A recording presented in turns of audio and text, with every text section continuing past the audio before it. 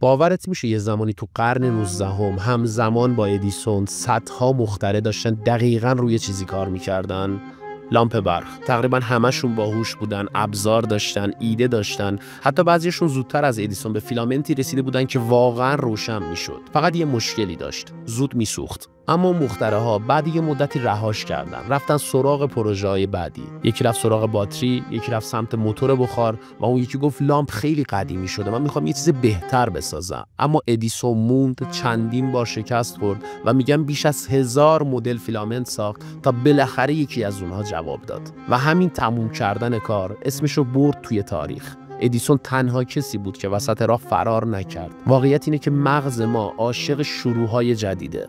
هر بار یه پروژه تازه رو شروع می‌کنیم، یه دوز جدید دوپامین می‌گیریم. ولی وقتی سختی و تکرار شروع میشه، اون دوپامین میره پایین و ما فکر می‌کنیم این کاری که داریم می‌کنیم اشتباهه، در حالی که اون لحظه دقیقاً لحظه رشد و موفقیت واقعیه. پس اگه می‌خوای واقعاً چیزی بسازی که موندگار بشه، شروع کننده خوب بودن کافی نیست. باید تموم کننده حرفه‌ای باشی.